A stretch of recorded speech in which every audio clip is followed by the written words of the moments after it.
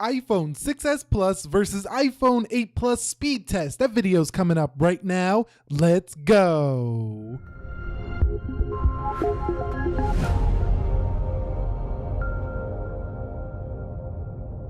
So what is up, guys? Nick here, helping you to master your technology, and welcome to the iPhone 6s Plus versus the iPhone 8 Plus speed test. Now, in this one, we're just going to test the speed. I will be doing a should you upgrade to the iPhone 8 Plus from the 6s Plus, so stick around for that here. But this is the 2-year cycle, and I thought it'd be interesting to see how the A9 older big boy does against the newer big boy here in the 8 Plus. So let's go ahead and boot them up at the same time in 3, 2, and 1.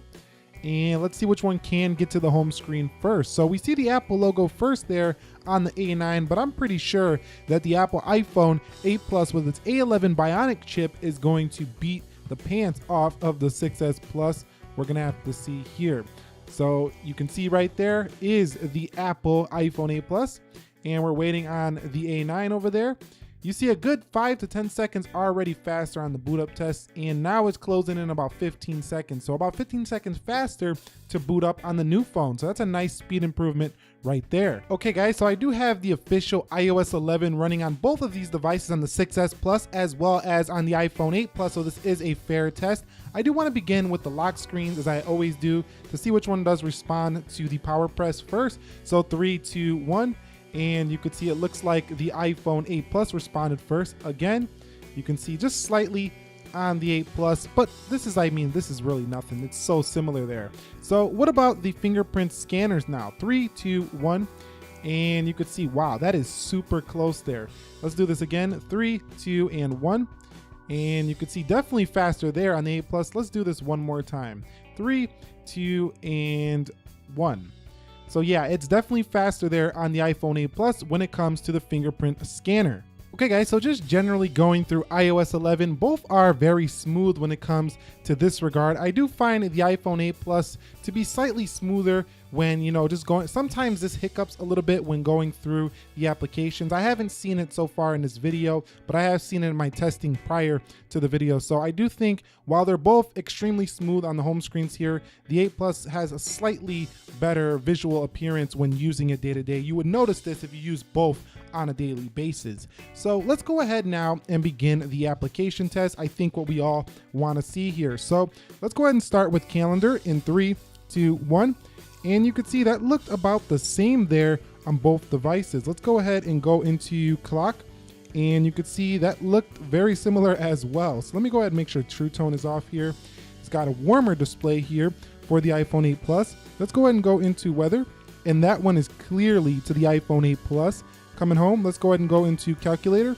You can say clearly again to the 8 Plus, but you can see just how minor of an upgrade it is in speed when it comes to day-to-day tasks. Let's go ahead and get into the App Store now, and you can see the App Store was definitely first there on the 8 Plus. So if you were looking for a speed improvement here over your 6s Plus coming to your new $800 smartphone, you're only getting an incremental speed improvement. It's a very small speed improvement nonetheless. You're getting more of an improvement when it comes to your camera. Battery life is a bit better than the 6s Plus as well.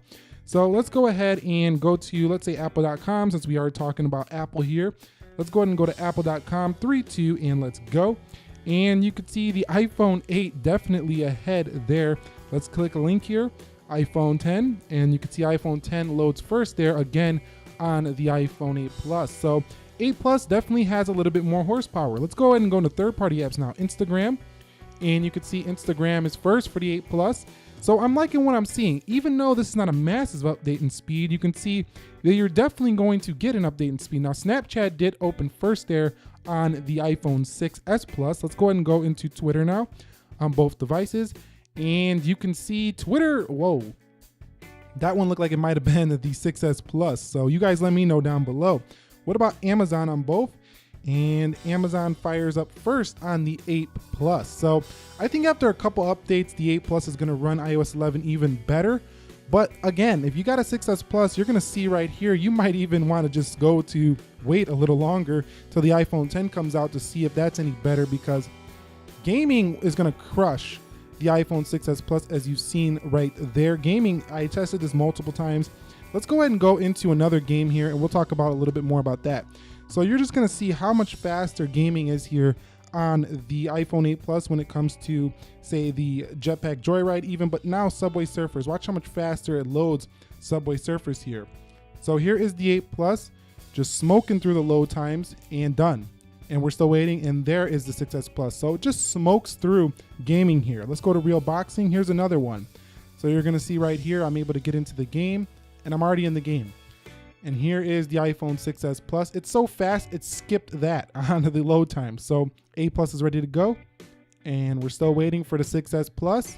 So gaming is a massive update in speed. So if you're a gamer on your iPhone 6S Plus, you're looking for better performance, you're gonna get it here on 8 Plus.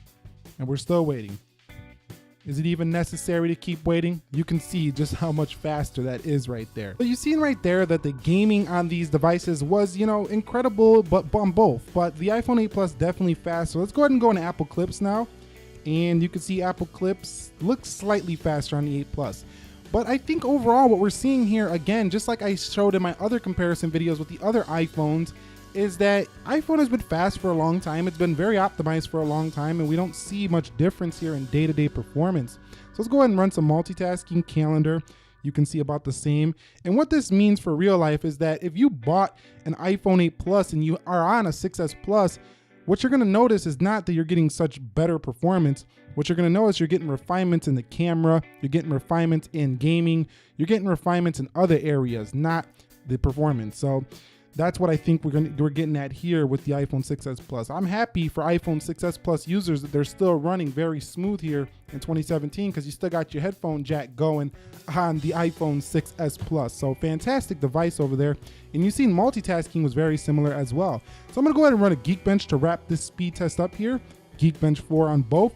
Apple A9 clocked at 1.85 gigahertz. Apple A11 Bionic clocked at 2.08 gigahertz. And memory, 2.92 gigabytes, 1.94 gigabytes. So 3 gigs of RAM here, rounded down. And we do have 2 gigs of RAM rounded down. Now you can see in this little test right here that the warmer screen is definitely a little bit different. It's a more yellowish screen on the iPhone 8 Plus versus the more white, bluish screen on the iPhone 6S Plus.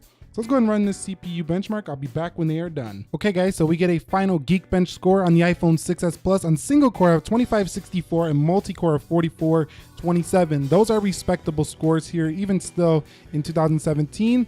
4286 on the single core, so a monster score here on the iPhone 8 Plus, and 10254 on the multi, so getting near MacBook level performance here on the iPhone 8 Plus. So what this basically translates to is if you're doing like video exporting, or you're exporting anything really, or doing heavier things on your phone, that's where the 8 Plus is really going to shine.